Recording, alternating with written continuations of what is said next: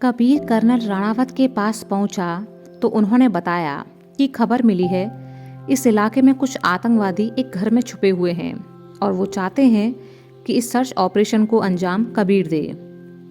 कबीर: जी सर, मैं तैयार हूँ। Commanding officer CO colonel Ranawat ने कबीर को सारी जरूरी जानकारी दी और उन्हें जल्दी ही अपनी टीम चुनने के लिए भेज दिया। कबीर बाहर निकला और दिमाग में अपनी टीम बनाने लगा। पिछले 6 महीनों से वह यहाँ था तो जानता था कि इस ऑपरेशन के लिए कौन बेहतर रहेगा। कबीर अभी इसी सोच में था कि उसकी नज़र सामने खड़े कुछ सोल्जर्स पर पड़ी, जिनमें से एक था लेफ्टिनेंट जय दीक्षित, जिसकी ट्रेनिंग पूरी होने के बाद कुछ दिन पहले ही वहाँ पोस्टिंग हुई थी। उम्र महज 22 साल, खुश मिजाज लेकिन जिद्दी। इस वक्त उसके लिए सब कुछ नया था। वह अपनी जिंदगी में हुए इस बदलाव के लिए खुद को तैयार कर रहा था। जय और सिपाही कौशल आपस में हंसी ठिठोली कर रहे थे। वह जब से यहाँ आया था, कौशल जी ने बड़े भाई की तरह उसका ख्याल रखा था। वह उसे इस नए माहौल में ढलने की पूरी मदद कर रहे थे। कबीर ने सोचा कि क्यों ना अभी से इन यंग ऑफिसर्स को इनकी सही जिम्मेदारियों का एहसास कराया जाए। उसकी टीम में अब लेफ्टिनेंट जय दीक्षित भी शामिल था। मौली और तारा आंगन में आम के पेड़ के नीचे बैठी थी। माँ पड़ोस में गई हुई थी। मौली: पता नहीं आज देव से बात हो पाएगी या नहीं। यह भी कोई जिंदगी है यार, हफ्ते में 1 या 2 बार बात हो पाती है, वो भी लगभग 10 मिनट, और कई बार तो वह भी नहीं हो पाती। तारा यह सुनकर मुस्कुरा दी। ओह मेरी फौजन, तू कब से हिम्मत हारने लगी? फौजी की बीवी होकर ऐसी बातें। मौली: यार क्या करूं, बड़ा मन कर रहा है देव से बातें करने का। बात नहीं तो कम से कम एक बार आवाज ही सुन लूं तो दिल को तसल्ली मिल जाएगी। तारा को याद आया कि आज कबीर उसे फोन करने वाला है, लेकिन उसका फोन अभी तक आया नहीं था। अरे यार, मैं तो भूल ही गई, कबीर का फोन आने वाला था। इसे जब भी मौका मिलता है तो पहले अपने भाइयों में से किसी को फ़ोन करेगा, फिर हो सके तो मेरे पास फ़ोन आता है। पता नहीं कब तक फ़ोन आएगा इसका। कबीर ने जाकर 8 सोल्जर्स की टीम का नाम सीओ राणावत सर को सौंप दिया। कुछ वक्त बाद लिस्ट में मौजूद सभी सोल्जर्स को कबीर ने अपने पास बुलाया और उन्हें बताया कि कुछ ही देर में उन्हें अपने एक सर्च ऑपरेशन के लिए निकलना है। उसने अपनी प्लानिंग सभी से साझा की और 8 मेंबर के 2-2 के ग्रुप बना दिए। ये हर ग्रुप मेंबर की जिम्मेदारी थी कि वो अपने पार्टनर को सेफ रखने की पूरी कोशिश करे। जय नया था, इसलिए कबीर ने उसका पार्टनर अनुभवी सिपाही कौशल जी को बनाया ताकि वो सही वक्त पर अपने अनुभव का इस्तेमाल कर सकें। कौशल जी का साथ पाकर जय भी खुश हो गया। कबीर ने ऑपरेशन के लिए निकलने से पहले कौशल जी को बुलाया और बोला, संभाल लेना कौशल जी, जय बहुत काबिल है, लेकिन मैदान में पहली बार उतरा है। इसकी काबिलियत का सही जगह इस्तेमाल करना है। कौशल जी: आप फिक्र ना करो सर जी, मैं पूरा ध्यान रखूंगा। कबीर ने अब जाते जाते एक सिपाही को इशारा किया। वह समझ गया कि कबीर क्या कहना चाहता है। उसने देव के फोन पर मैसेज कर दिया कि कबीर ऑपरेशन के लिए जा रहा है। देव ने मैसेज पढ़ फोन वापस जेब में रखा और मनजीत ऋषभ को बता दिया कि कबीर आज फिर ऑपरेशन पर गया है। सारे दोस्त हमेशा ऐसा ही करते थे। जब भी कोई 1 या 2 दोस्त ऑपरेशन पर जाते थे तो बाकियों को इन्फॉर्म कर दिया करते थे। अब हर किसी का दिल मन ही मन घबरा रहा था। कबीर अपनी टीम के साथ मंजिल की ओर बढ़ चला। कुछ वक्त बाद वो उस घर के पास पहुंच गए जहां आतंकियों के छिपे होने की जानकारी मिली थी। कबीर ने सभी सोल्जर्स को अपनी अपनी पोजीशन लेने का इशारा किया। थोड़ी ही देर में गोलीबारी शुरू हो गई। दोनों तरफ से बराबर गोलियां चल रही थी। कुछ वक्त बाद आतंकियों की तरफ से रुक रुक कर गोलीबारी जारी थी। कबीर की नजर अब खुद से कुछ ही दूर एक पेड़ की आड़ में बैठे जय पर पड़ी। वह एक और टकटकी लगाए देख रहा था। जब कबीर ने उसे इस तरह देखा तो उसकी सेफ्टी के लिए परेशान हो गया। कबीर ने सोचा कि आखिर जय देख क्या रहा है। उसने जब उस दिशा में देखा तो एक और कौशल जी का बेजान शरीर दिखा। यह देखकर कबीर ने अपनी आंखें बंद कर ली और निराशा से अपना सिर हिलाया। आखिरकार वही हुआ जो नहीं होना चाहिए था। वह जल्दी से गोलियों से बचते बचाते जय के पास पहुंचा, जो होश में नहीं था। वह बस कौशल जी को देखे जा रहा था। अभी कुछ वक्त पहले तो कितना मजाक कर रहा था यह इंसान। क्या पता था कि वह हंसी उसकी जिंदगी की आखिरी हंसी साबित होगी। कबीर ने जय को कंधे से पकड़कर हिलाया। जय, होश में आओ, अपनी पोजीशन संभालो। कुछ देर की मशक्कत के बाद वह एकदम से होश में आया और कबीर की तरफ देखा। सर, वो कौशल। कबीर, जानता हूं, लेकिन यह वक्त बैठकर मातम मनाने का नहीं, बल्कि उन आतंकवादियों को उनके किए की सजा देने का है। हमें इन लोगों को खत्म करना ही होगा, इससे पहले कि ये यहाँ से भागें या फिर हमारे बाकी टीम मेंबर्स को घायल करें। अपने जज्बातों को काबू में रखो और अपनी पोजीशन संभाल मुकाबला करो। लेकिन जय उसकी सुनने के मूड में नहीं था। सर, मैं अभी कौशल जी के पास जाकर देखता हूं, क्या पता वो। कबीर अब गुस्से से बोला। बिल्कुल नहीं। आसपास अपनी पोजीशन लिए बैठे सभी सोल्जर्स ने कबीर की ओर देखा, क्योंकि वह बहुत ही कम गुस्सा करता था। कबीर, कोई भी अपनी जगह से नहीं हिलेगा। आप सब जहां हैं वहीं बैठे रहेंगे। जय, लेकिन सर वह वहां बेजान सा। कबीर, जानता हूं कि हमने अपने एक सोल्जर को खो दिया है, लेकिन उसके लिए दूसरे की जान खतरे में नहीं डाल सकता। तुम सब मेरी जिम्मेदारी हो। मैं ऐसा कदम उठाने की किसी को भी परमिशन नहीं दूंगा जहां उसकी खुद की जान पर बनाए। कुछ देर गोलीबारी बंद रही। हर किसी की नज़र शहीद कौशल पर थी। कैसी मजबूरी होती है जवानों की। सामने साथी का शरीर है, लेकिन आदेश मिलने तक वो उसे छूना तो दूर, उसके पास तक नहीं जा पा रहे थे।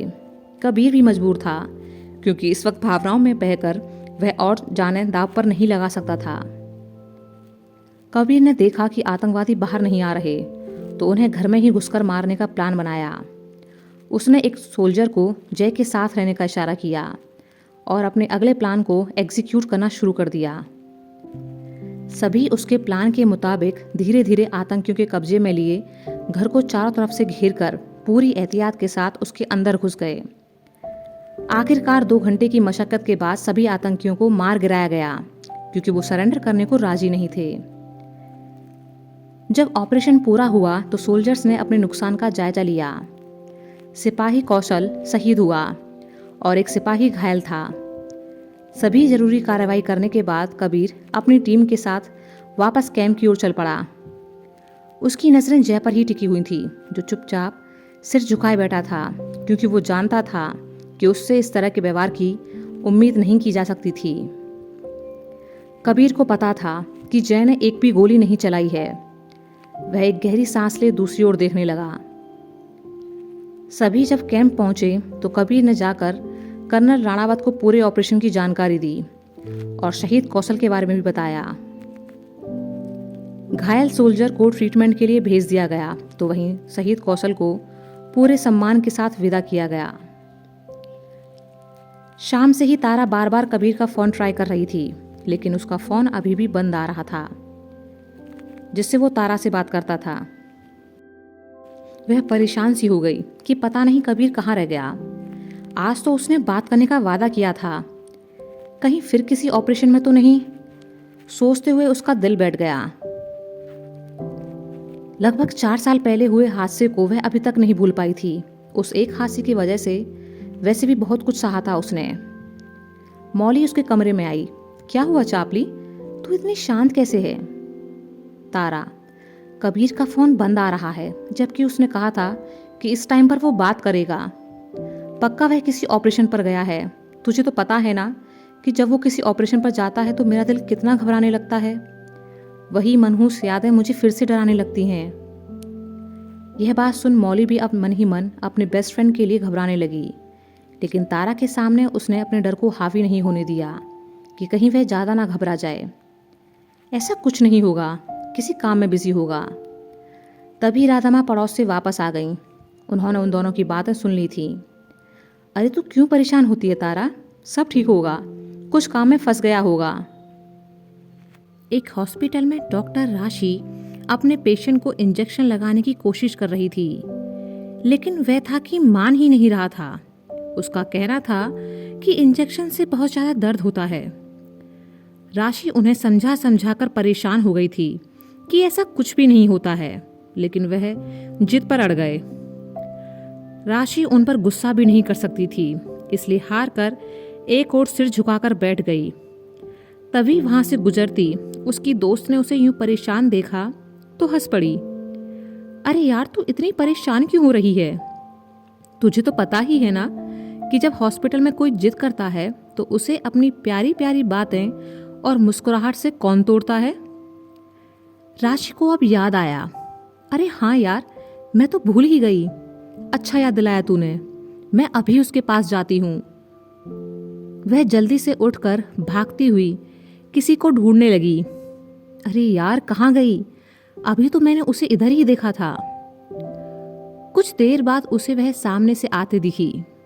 मासूम चेहरा, बड़ी बड़ी आंखें, होठों पर मुस्कुराहट, शहद से मीठी जुबान, और जब मुस्कुराती थी तो गालों पर पड़ते डिंपल उसकी खूबसूरती में चार चांद लगा देते थे। उसे देखकर राशि जोरों से चीखी, स्विनी! उस लड़की ने मुड़कर राशि की तरफ देखा। राशि जल्दी से उसके पास भाग कर आई। कहाँ रह गई थी? कब से ढूंढ रही थी तुझे। चल, मेरा एक पेशेंट इंजेक्शन नहीं लगवा रहा और मैं डांट भी नहीं सकती। बहुत देर से कोशिश कर रही हूँ, प्लीज मेरी मदद कर दे। अपनी मिस्ट्री जैसी बातें उनके कान में घोलकर उन्हें अपने वश में कर ले, ताकि मैं इंजेक्शन लगा सकूं। कुछ ही देर में राशि उसे अपने साथ ले पेशेंट के सामने खड़ी हो गई।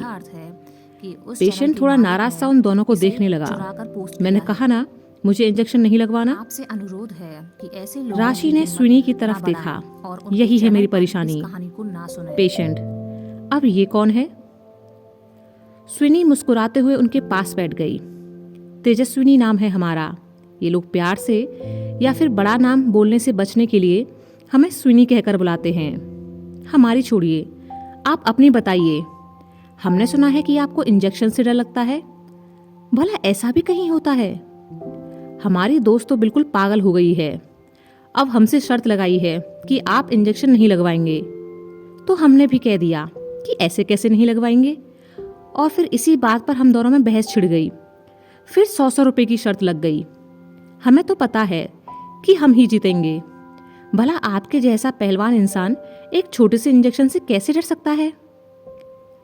पेशेंट सोचने लगा, वह तो सच में डरता है, लेकिन ये डॉक्टर उस पर कुछ ज्यादा ही भरोसा कर रही है। तेजस्विनी ने उसे यूं सोच में डूबे हुए देखा तो बोली, घबराइए नहीं, 100 रुपए की हम चॉकलेट लेकर आएंगे। आधी आप खाना और आधी हम खाएंगे। इस राशि को सही तरीका नहीं पता इंजेक्शन लगाने का। जरूर इसने आपको गलत तरीके से इंजेक्शन लगाया होगा और आपको ज्यादा दुखा होगा। लेकिन आपको पता है, हमें जादू आता है। हम आपको इंजेक्शन लगा भी देंगे और आपको पता भी नहीं चलेगा। कहते हुए उसने इंजेक्शन ले लिया। पेशेंट, वो भला कैसे? तेजस्विनी, पहले आप अपनी आंखें बंद कीजिए और 5 बार गहरी सांस लें, फिर छोड़ दें। उसके बाद आपका जो भी कोई पसंदीदा गाना हो उसे थोड़ा तेज आवाज में गुनगुनाइए, ताकि आसपास के पेशेंट भी सुनकर खुश हो सकें। उस पेशेंट ने अब ऐसा ही किया। उसके मगन होकर गाना शुरू करते ही सभी ने अपने कान बंद कर लिए, क्योंकि वह आवाज सुनने लायक तो बिल्कुल भी नहीं थी। थोड़ी देर बाद तेजस्विनी ने उसे रोका। बहुत अच्छा गाना गाया आपने, कहते हुए वह ताली बजाने लगी और राशि समेत बाकी साथी डॉक्टर्स को इशारा किया कि वो सभी भी ताली बजाएं। उन लोगों ने ऐसा ही किया। तेजस्विनी, चलिए अब आप थोड़ा आराम कर लीजिए। पेशेंट, लेकिन इंजेक्शन? तेजस्विनी, वो तो हमने कब का लगा दिया। पेशेंट, लेकिन कब? मुझे तो पता ही नहीं चला। तेजस्विनी, जब आप गाना गा रहे थे सर। राशि, आप कहो तो एक और इंजेक्शन देकर दिखाएं? पेशेंट घबरा गया। ना, नहीं, अब नहीं, कल लगवाऊंगा। राशि और तेजस्विनी हंसकर वहां से चल पड़े। राशि ने धीरे से कहा, बंदा कमाल का है वैसे, चोट खाए बैठा है और उससे इसे जरा भी तकलीफ नहीं है, लेकिन एक छोटी सी सुई को लेकर इतना नाटक कर दिया। पर तू भी उस्ताद है, हर किसी को अपनी प्यारी प्यारी सी बातों में उलझा ही लेती है और बाकी का सर तेरे गालों पर पड़ने वाले डिंपल पूरी कर देते हैं। पता नहीं कौन होगा वो खुशनसीब लड़का जिसे हमारी इतनी प्यारी सी क्यूट सी बारबी डॉल सुनी का जिंदगी भर का साथ मिलेगा। भगवान करे तुझे बिल्कुल तेरे जैसा ही पार्टनर मिले, शांत, सौम्य और प्यारी प्यारी बातें करने वाला। तेजस्विनी मुस्कुरा दी, जो हमारी किस्मत में होगा वही मिलेगा। वैसे हमें भी हमारे जैसा ही चाहिए। दूसरी ओर ऋषभ फोन पर गुस्से से किसी को डांट रहा था। अरे ऐसे कैसे, कुछ भी, हर काम करने का एक तरीका होता है। तुम रहने दो, तुम्हारे बस का नहीं है, मैं खुद कर लूंगा। उसने गुस्से में फोन रख दिया। सारे गधे, उल्लू, खच्चर, घोड़े जैसे जानवर मेरी ही किस्मत में लिखे हैं। इन्हें देखकर बस खून ही जलता है। हे प्रभु, कोई तो ऐसा दो जिसे देखकर दिल को सुकून मिले और जिस पर गुस्सा नहीं सिर्फ प्यार आए। देर रात तारा अपना फोन लेकर बैठी थी कि पता नहीं कब कबीर का फोन आ जाए। मौली माँ उसे कब से समझा रहे थे कि इतना लेट होने पर फोन नहीं आया तो आज आएगा ही नहीं, लेकिन तारा कबीर के फोन के इंतजार में बैठी ही रही। आधी रात गुजर चुकी थी। जय अपनी नाइट ड्यूटी पर तैनात था। कौशल का हंसता मुस्कुराता चेहरा उसकी नजरों के सामने से हट ही नहीं रहा था। थोड़ी ही दूर पर खड़ा कबीर चुपचाप उसे खुद से जूझते हुए देख रहा था। वह अब उसकी ओर बढ़ चला।